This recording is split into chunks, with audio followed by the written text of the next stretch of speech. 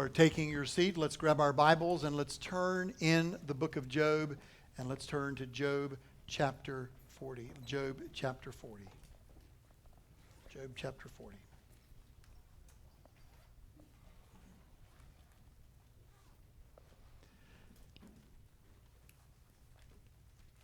We have been systematically working our way Sunday after Sunday through the book of Job, and we are just one more message away from finishing this glorious and wonderful book. A book that, as we come to Job chapter 40, has been a book about a man's life who has been turned upside down. 2 chapters telling us of how one day he lost all that he had, possessions, children, and then immediately following that, grief to his own life that his health was now failing and decaying. And so like anybody, Job does what all of God's people do. They cry out to God for answers. They want to know, why in the world are we going through such things, God? And so what God does is, in this book, stays silent all the way through chapter 37.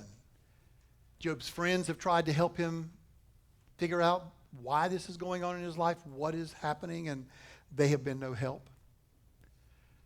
Job's own wrestling with his own inner struggles and his questions and his despair at times has been no help to him at all. He really needs God to speak.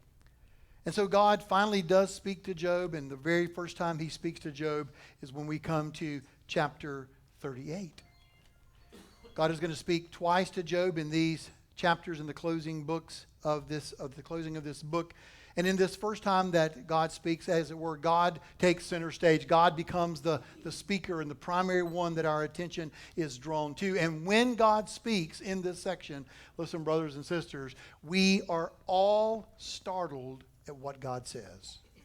We expect that what God is going to do is pull the curtain back and reveal it all to Job and answer all of his why questions. But far from answering Job's why questions, God starts firing off question after question to Job. He asked him over 70 questions in these final chapters, not so that Job can answer those questions, because he can't, but so that Job will be humbled by the questions that God is posing to Job. I love what John Murray says when he reminds us. He says, God will seldom answer your questions of why.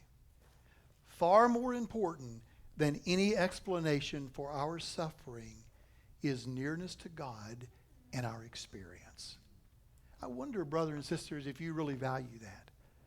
If you really value more nearness to God than having answers to all your, why is this happening, God? Why did you let this take place in my life? That's what God has been doing with Job all along, to get him to the place to where Job turns from his questions he so diligently and desperately wanted answers to and desired some explanations for, turning from all of that to just be content and near the God who loves him. That's the goal of the book of Job, to get us there. And as we come to this first message that God speaks to Job, it's a message where God spoke to him, and he spoke to him about creation. It's as if God has not given Job any answers, but rather asked questions about his creation. And for us, we have wondered, how in the world does that help a suffering saint? How in the world does this world that we sang about this morning, which is our Father's, how does that help us? Well, God takes him on this tour. God points out all these animals to Job as if to say, look at the intricacy of their detail. Look at my care and my attention. I take care of the smallest to the largest, to the most amazing creature, to the most simple creature you could look at. I want you, Job, as it were, to just take a walk through my world. And I want you to look that if even a young raven cries out for food, I hear it. Job, don't you think that you are better than a bird? It's as if God is saying to Job, I know you don't see the deer all the time. They hide, as it were. They only come out at night. But I want you to know I see them and I know where they are. I know their habitat and I feed them. Don't you think I know, Job, where you are and how you are suffering and what you are going through?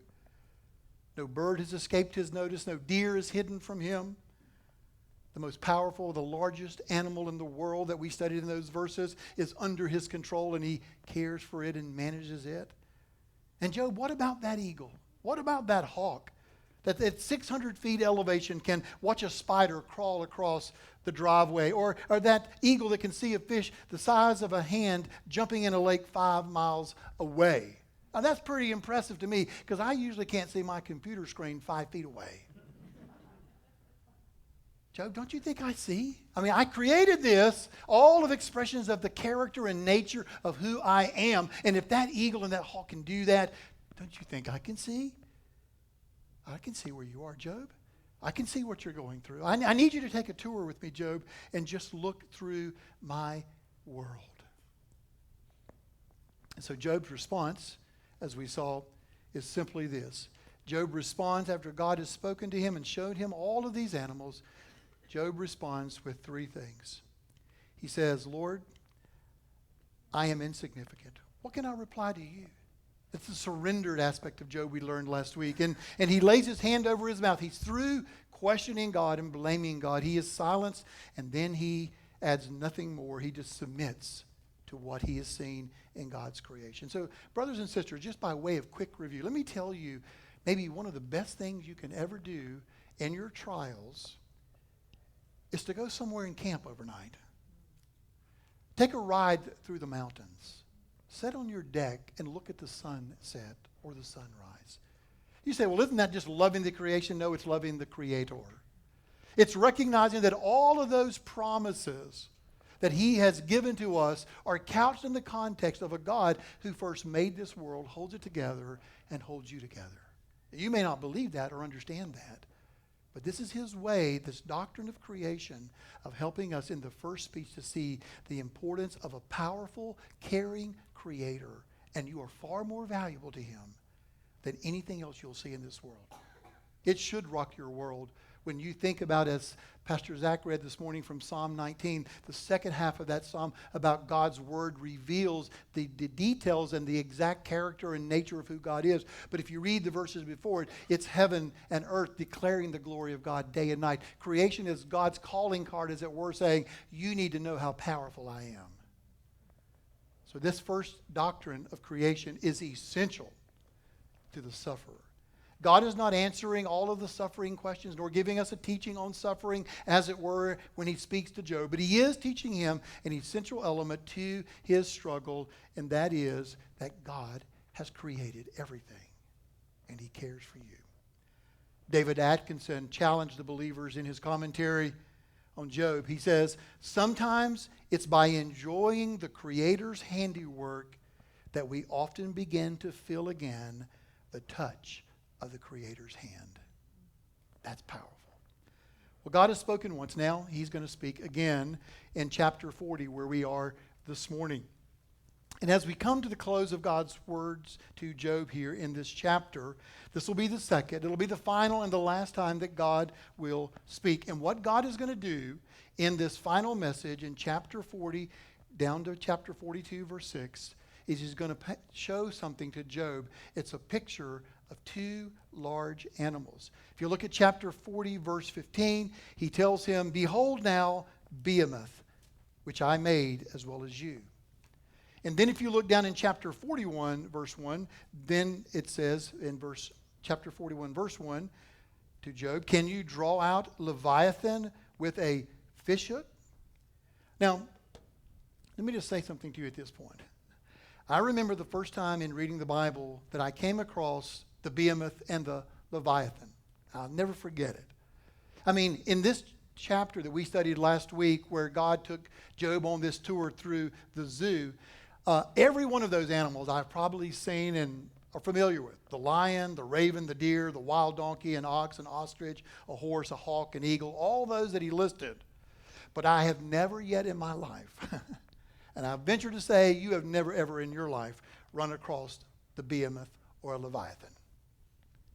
So I read that and I go, what in the world is this about? And why would God, at the very end of his final words to Job, having taken him through creation, shown him these animals that we're all familiar with, say, Job, I want you to look at 2 large animals here? Why would he do that? Well, here's going to be the takeaway. This is where we're going to end up this morning. I just want to show you in a minute how we're going to get there. The point is, they show to us God's power and his providence. God's power and God's providence. These two large animals, whatever a behemoth is and whatever a leviathan is, and we'll figure that out in a moment, but whatever they are intended to teach us this very important thing about God's power, which is always connected with God's providence. Now, if you were here in the summer series that we did on catechisms and answering and questions related to doctrine and theology, in a very practical way, we taught really how this really applies to our lives. And if you were here, Pastor Zach did an incredible job summarizing and teaching for us this doctrine of providence. So if God spoke to Job in the first time he spoke and said, I want you to look at creation because I want you to see my intricate care and compassion and provision for all, and you are more important than anything in creation, now he's going to help him understand how important this thing is we call providence. And if you were here in the summer, Pastor Zach did an incredible job just explaining the details of what that really means. So just as a quick reminder here, I'm just going to throw a definition up on the screen for you. I wouldn't write it down. You don't need to write it down. It's just a reminder of what we mean, and Job is going to understand about God's power and providence. It goes like this. It's by Wayne Grudem in his Systematic Theology. He writes, God is continually involved with all created things. Now, that's all created things, right? Everything. Creation, people, good people, bad people, Christians, non-Christians. Everybody is ultimately under his control. He's continually involved with all created things in such a way that he, one, keeps them existing and maintaining the properties with which he created them. He cooperates, number two, with created things in every action, directing their distinctive properties to cause them to act as they do. And three, directs them all to fulfill his purposes. Now that may sound a little heady to you. You go, that's a long definition. What in the world does that actually mean? In short, it means nothing ever happens in your life and my life as God's people that God didn't control. From the people that come into your life, the circumstances that come into your life, the good ones, the bad ones, the explainable ones, the unexplainable ones, there is not a thing in our life that God is not controlling and working out the mysterious, unknown to us often purposes for our lives. And he always accomplishes it. So Job, God is saying, when I first spoke to you, Job, I reminded you the importance of creation. Don't forget of my creative care and provision. I'm caring for you. I'm providing for you. I'm in control here. And now I want you to see through these two large animals how my power and my providence are essential for you to understand. So I've got the text broken up, and you have it in your outline there, into two main points. First of all, God's giant animals, and then Job's awesome response. That's what we're going to look at. 2 points here this morning. So let's get started. Dig right in to this section that we have here. Just as a reminder, you'll see that God speaks again to Job. Similar statement that he said in the first message, but I just want to read it and let you get the tone of what God is saying to Job. Remember, Job is not now asking the questions, God is. So look in chapter 40, verse 6. Then the Lord answered Job out of the storm and said, Now gird up your loins like a man. I will ask you, and you instruct me. Will you really annul my judgment? Will you condemn me that you may be justified? In other words, Job, are you still going to say that I was wrong in what you went through? Is that your conclusion, Job? Verse 9.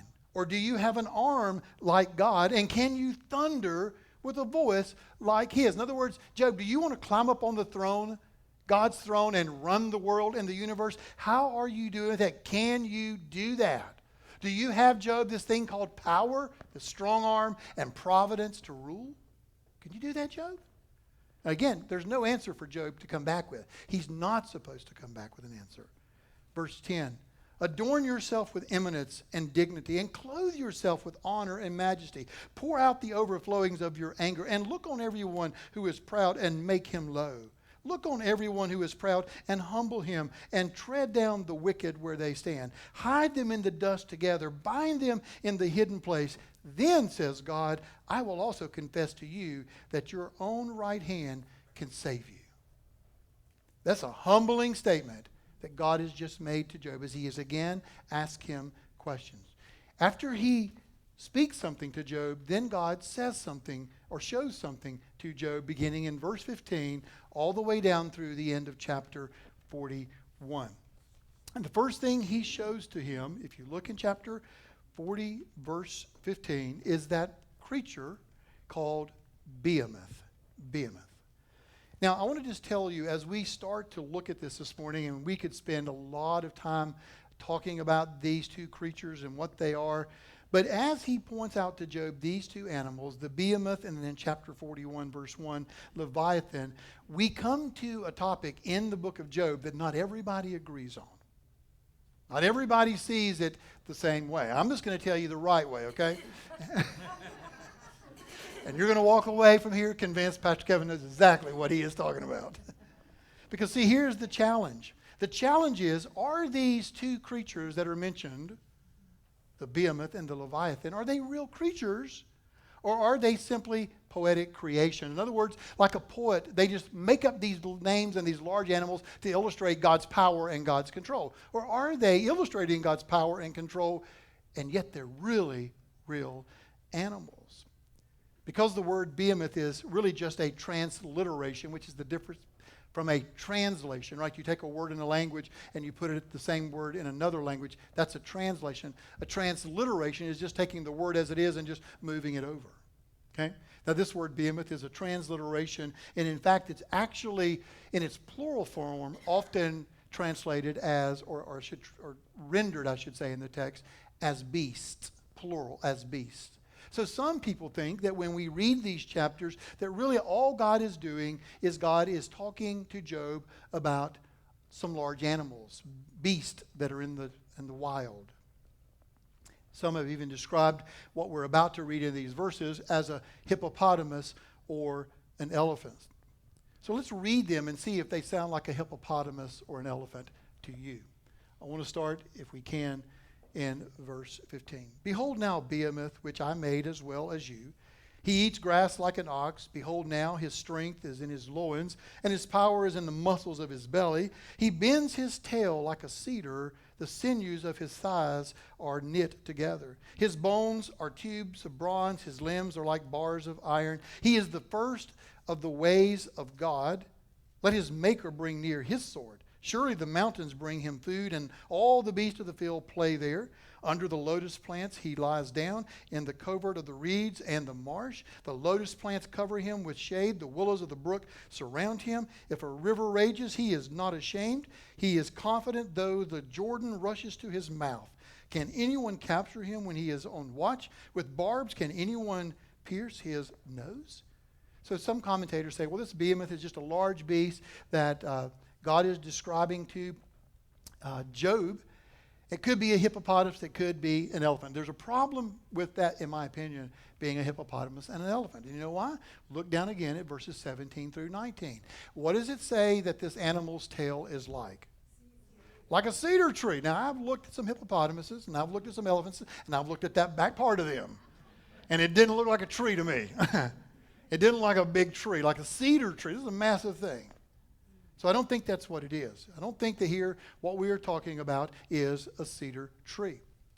Now, when you look at this, I think that these are not poetic animals that he is describing. I think they're real animals. Two massive animals that we'll see in just a moment. But let me tell you why I think these are real animals. There's 4 quick reasons, I think, as I thought through this week, why I couldn't just treat this as a poetic creation to illustrate a big point.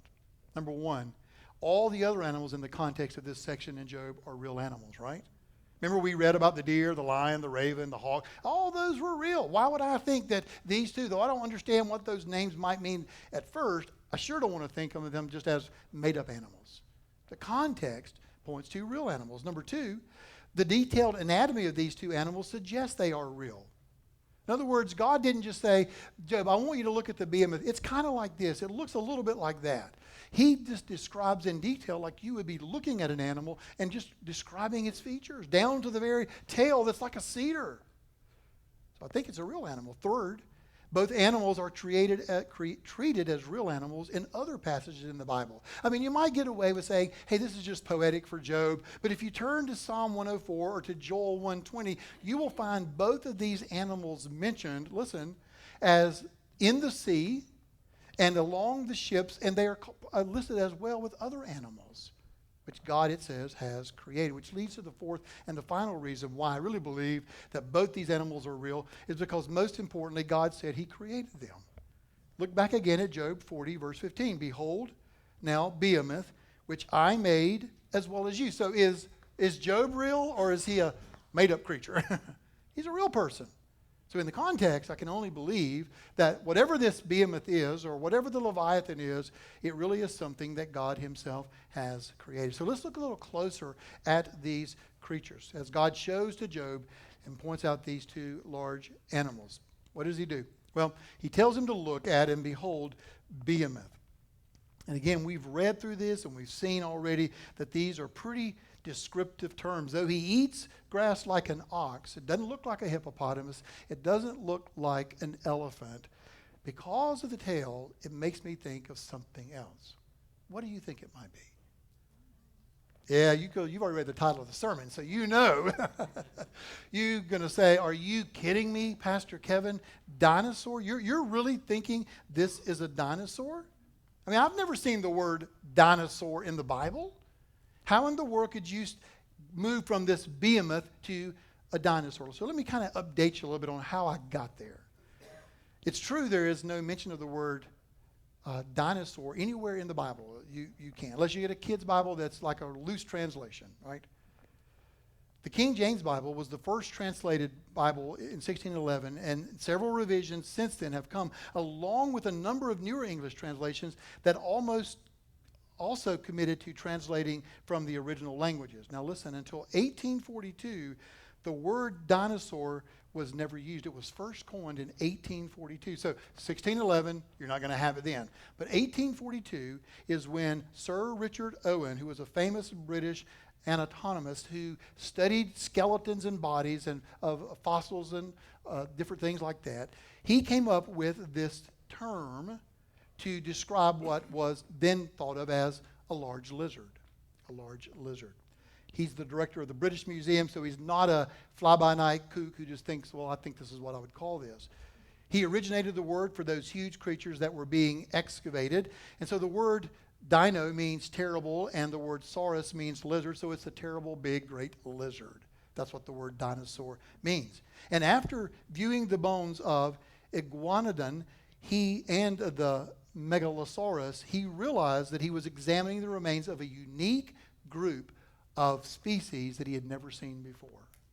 And to describe that unique, large lizard type of creature, he classified it as a dinosaur. So we could easily, in the passage, say that God is saying to Job, behold now, go and look at this dinosaur. Look at this large lizard creature that I have made, just like I made you.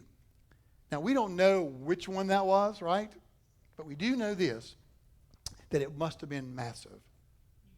Anything that has a tail like a cedar tree must be big.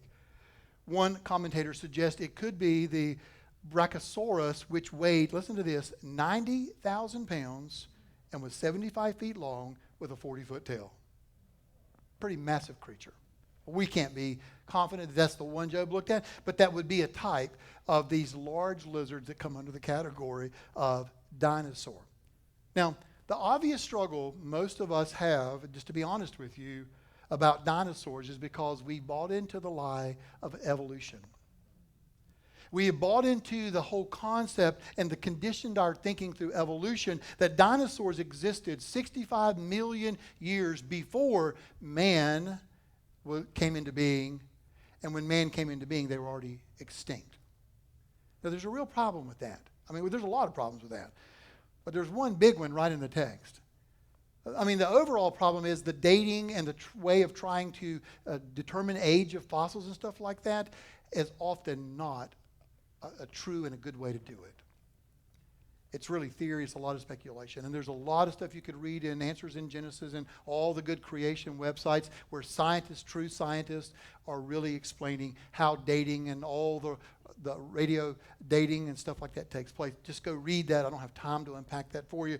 But if dinosaurs, supposedly based on a faulty way of figuring out when they lived, was 65 million years ago, before man ever came onto the earth, and they were extinct by the time humans got on the earth, it creates a real problem with the text. And the real problem is this. God says, behold, now look, go look at Behemoth.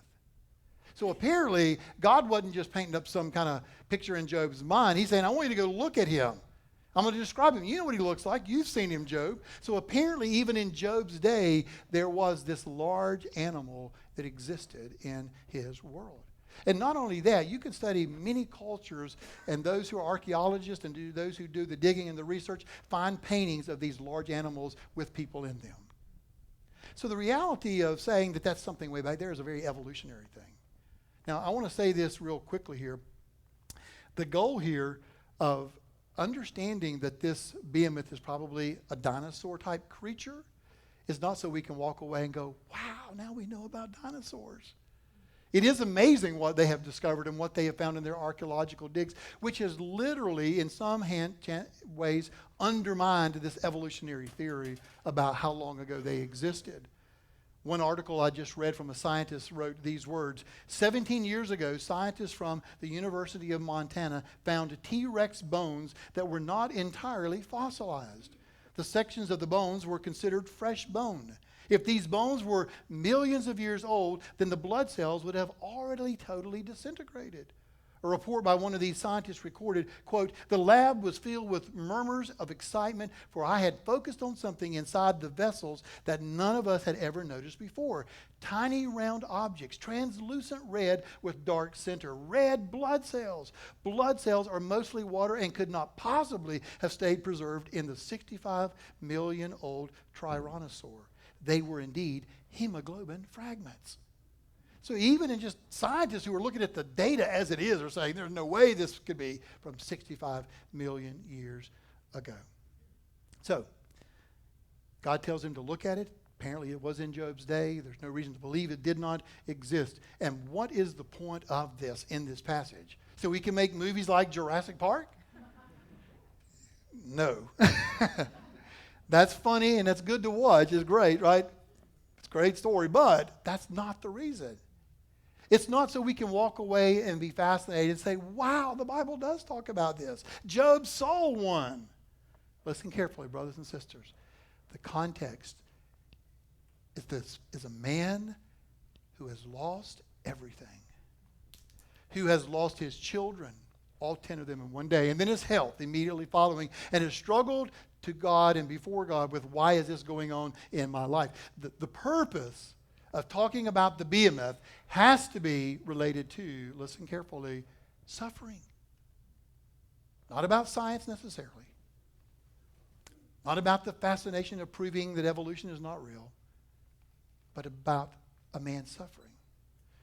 And when I wrap this message up in about 10 minutes, I'm going to tell you what this creature is revealing and showing, or God is showing him through it. But we got one more to look at. Chapter 41, verse 1.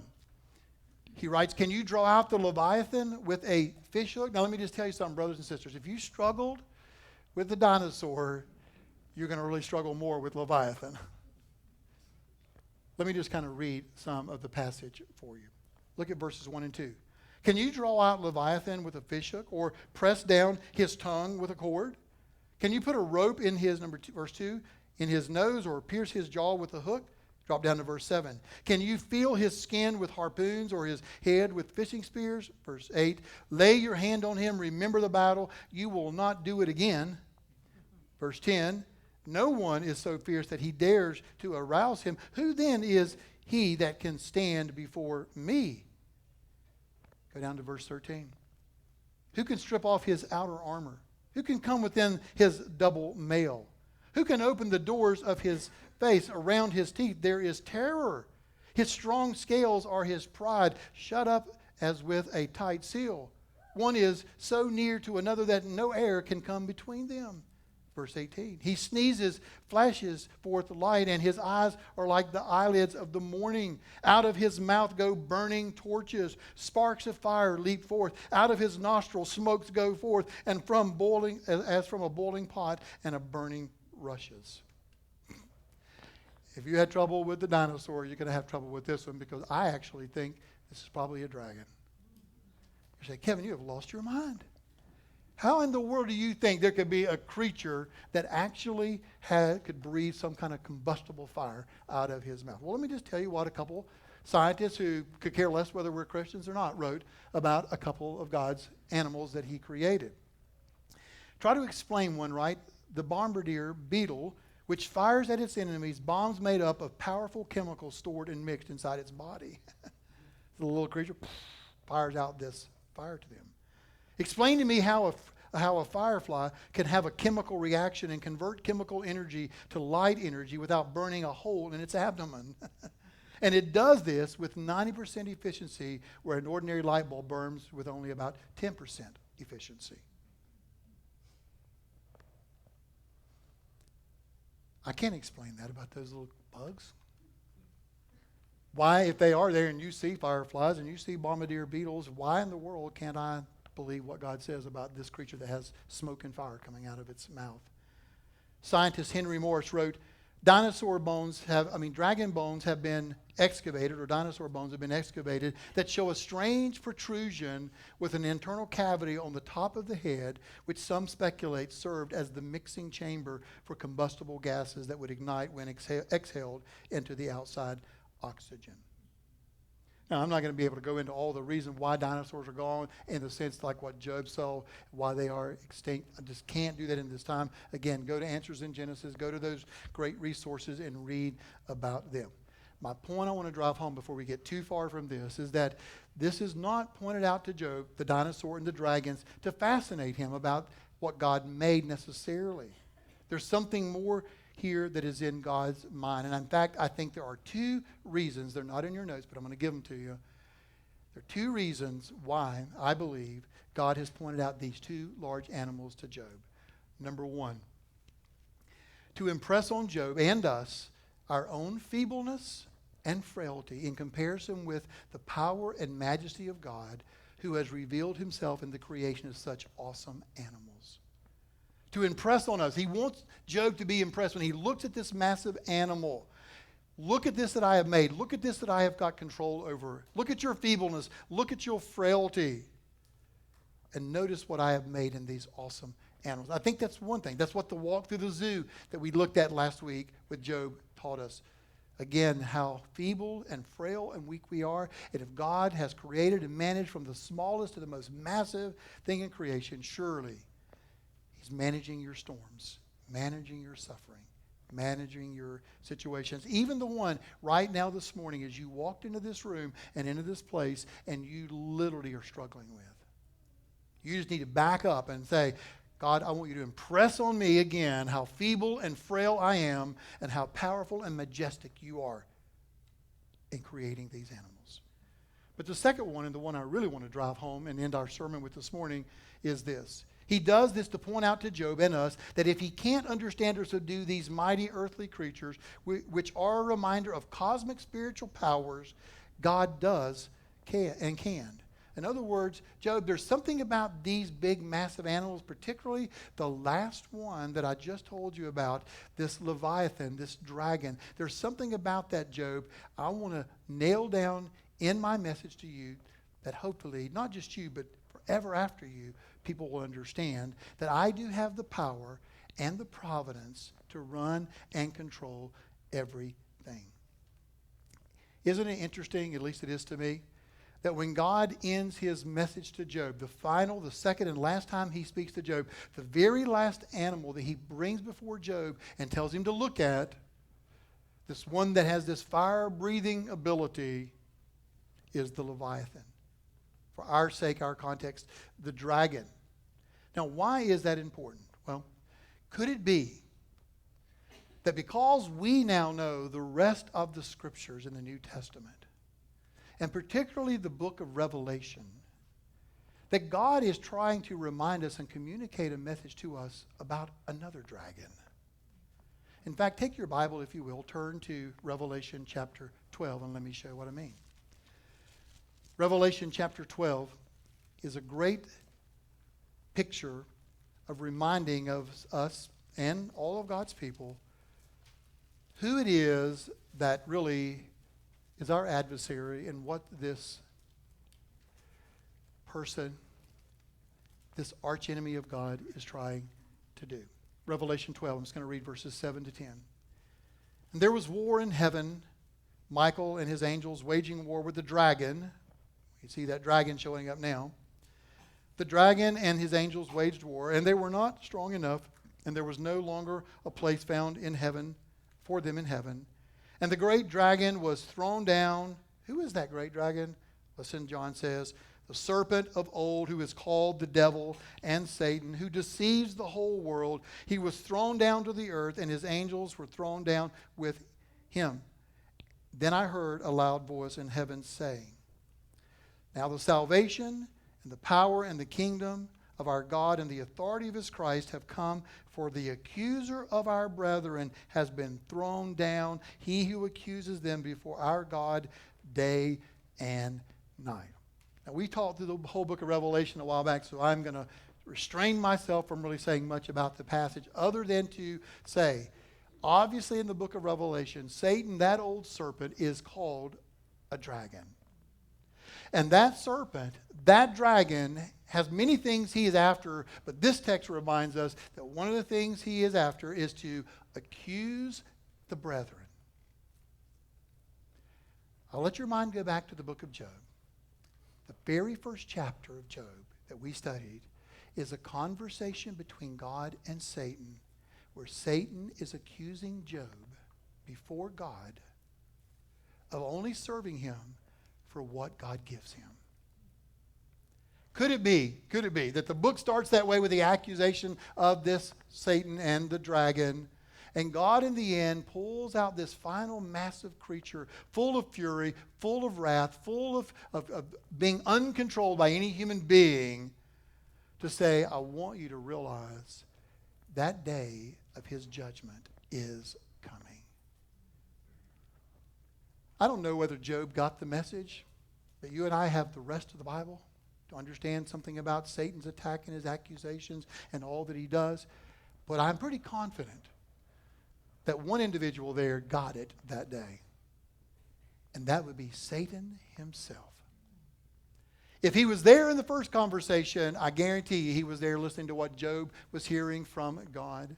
And could it be that God has pointed out to Job this Leviathan, this dragon, as a reminder of the cosmic powers that are working against you, to let him know, Job, he is under my control. You may not be able to control him. You may be terrified by him. But in the larger picture, I want you to know, I've got him on my chain. As Luther used to say, the devil is God's devil. The devil is God's devil. He is under his control. And he is reminding Job, and I think in a much clearer picture, he is reminding us as well about Job. He's pointing out, wants him to understand that though these mighty creatures cannot be subdued, this creature is not beyond God's control. That's where God's power of all created things, good angels, bad angels, demons, holy angels, sinners, lost people, good people, bad people, everything. That doctrine so comforts us that he is powerful and he literally rules and controls everything. As we sang this morning, this is my Father's world. And though the wrong seemed off so strong, this still is my Father's world. I wonder if that doctrine grabs you like that. I wonder if you know that even in the big picture, he's got Satan on his chain, as it were, and his day of doom is spelled out. Well, how would you respond if you believe that? Well, flip back to Job, and this takes about 3 minutes to finish up. If God has given Job this picture of his giant animals that he wants them to see, what's Job's answer? Well, I call it Job's grand answer. It is incredible. He's been shown the doctrine of creation and the importance of that, and that humbled Job. Now the second time he's seen the doctrine of God's power and his providence of controlling every and all thing, working out his purposes.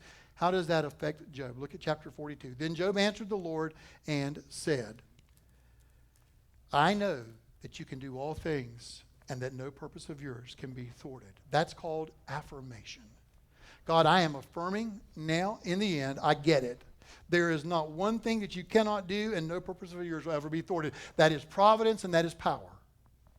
The second thing, as you go on and read those verses, verse 3, who is this that hides counsel without knowledge? Therefore I had declared that which I did not understand, things too wonderful for me, which I did not know. In other words, Job here, secondly, is in awe. Are you kidding me? I was accusing you. I was blaming you, questioning whether you were in charge, whether you were good. Now I'm in awe. This is too much for me to understand. My why questions aren't answered. It's just too big for me to grasp what the details behind that are. But I am in awe of you. Then in verse 4, hear now, and I will speak. I will ask you, and you instruct me. Boy, the tables have turned, haven't they? Rather than Job saying, you tell me the answer. I expect you to answer me, God. Now he's paying attention to God. That's the third thing. He affirms that he doesn't know the answer, that God is greater. He's in awe of his greatness. He's listening and attentive to God. And then look what he does in verse 5. I have heard of you by the hearing of the ear, but now my eye sees you. That is the language of adoration. And not just I just see you and I go, oh, okay, you're God. No, I was like, I really see who you are. It's called adoration. He is adoring God now. His why questions are not answered. But he has God. This great and massive God, providentially, powerfully controlling him. And then finally, number 5. Therefore, he says, verse 6, I retract and I repent and dust and ashes. Now, very carefully here.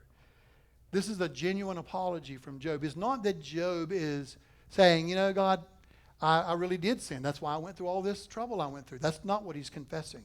What he's confessing here is that the way I thought of you, God, the way I related to you, the way I thought of my circumstances, that was wrong. I shouldn't have done it. I'm not in this mess that I went through because I sinned. But in that I have come so close to thinking wrongly, saying things I shouldn't have said, and I retract to that, and I repent in dust and ashes. That's how Job responds in his grand answer back to God's great revelation about these two glorious, massive creatures that taught Job about his power and his providence. So let me wrap it up. If you, in your whatever your struggle is, to whatever level or degree you're struggling with, this revelation of God as the creator and carer for you and assuring you that his promises are going to be fulfilled because of what he said, and the creation is like the testimony reminding you of that. And then the reminder here of his control of the most massive, out-of-control creatures that are in this earth, that he's got all of your situation under control. How would you respond? What would it look like if you responded in those 5 ways as Job did? Well, let me wrap this up by telling you a story about Jonathan Edwards' wife. Her name is Sarah. Sarah Edwards, if you don't know, was the wife of Jonathan Edwards, who was one of the key instruments of the great spiritual awakening in the 1700s. And just after Jonathan Edwards assumed the role of president at Princeton College, he died unexpectedly from smallpox. Actually, what killed him was the vaccination, as it were, to try to keep him from getting smallpox, but he died. His wife, Sarah, wrote to their daughter, Esther, who was still grieving the loss of her husband 6 months earlier. So the daughter, Esther, has lost her husband. Sarah has just lost Jonathan Edwards. And these are the words that Sarah wrote. My dear child, what shall I say? A holy and a good God has covered us with a dark cloud. Oh, that we may kiss the rod and lay our hands upon our mouths. The Lord has done this. He has made me adore his goodness that we had your father so long. But my God lives, and he has my heart. Her quote, let's kiss the rod and put our hands upon our mouth, come from Job chapter 40. That's how it affected her. That's how it affected Job. So my question for you this morning is, as we're getting ready to sing, to respond to that song and respond to God, is does he have your heart? Whatever your struggle is, whatever you're upset about, whatever's bothering you, whatever you're going through, can you honestly look at him and say, because you're the God who made everything, created everything intricately in its detail, and you care for it, you have my heart. I know you care for me. And because I know of your massive power and your providence, as I look at these two, though extinct to us creatures, but Job saw them like Job, I can say, there is nothing that's too difficult for you. Your power and your providence lead me to give you my heart. But listen, brothers and sisters, we have something far more than Job could have responded with. We can respond and say, and I know that that God of creation, that God of power and providence has loved me and given his son to die for my sin.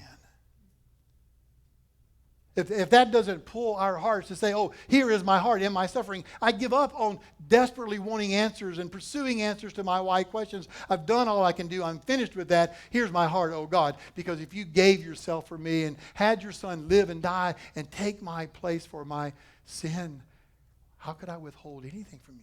You see, God's answer to Job in these two messages is not to give him answers to his why questions, but to literally draw Job to the sovereign God.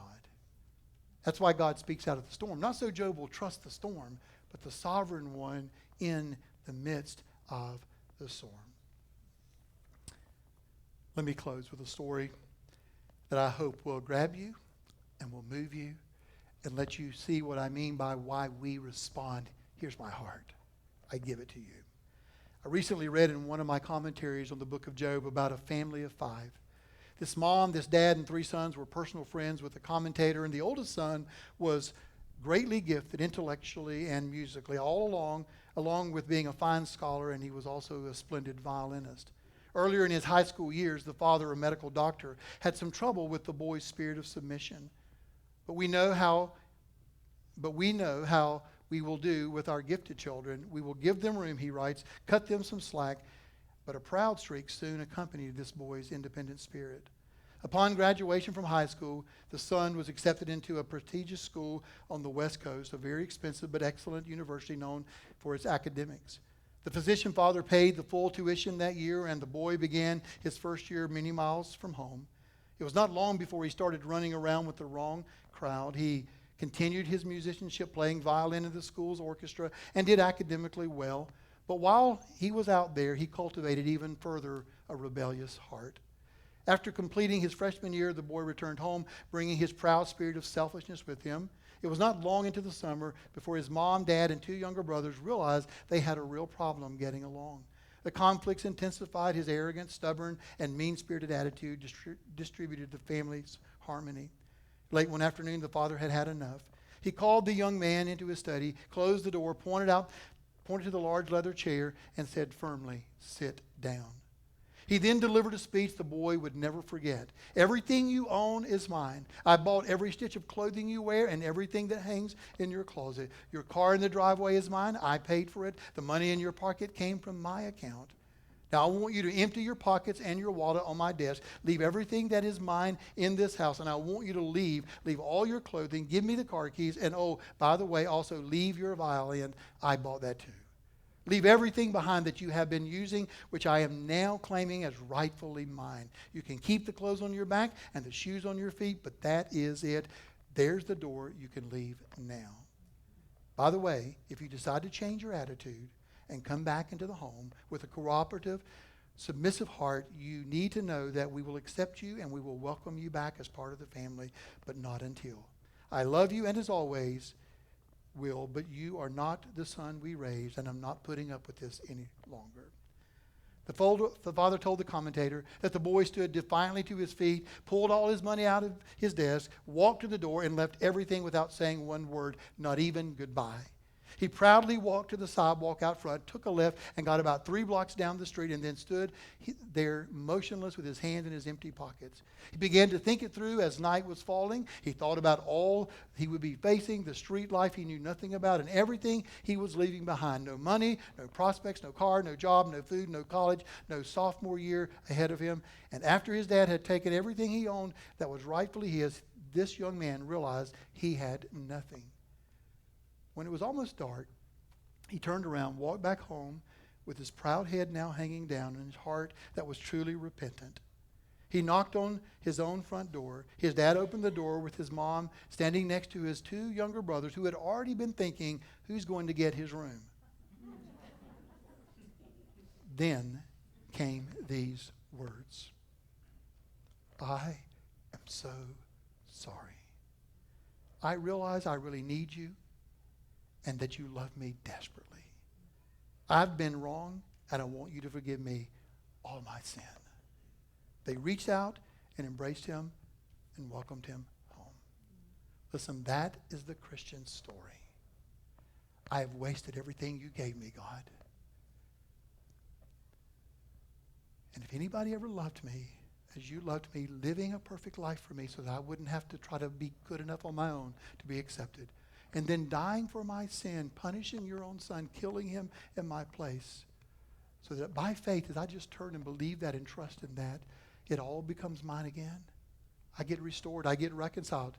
If you love me like that, God, how can I not give you my heart? You see, that's what Job's been reminded of here. In the big picture here, it's about giving your heart back to him. Stopping to ask the questions of why and turning to what.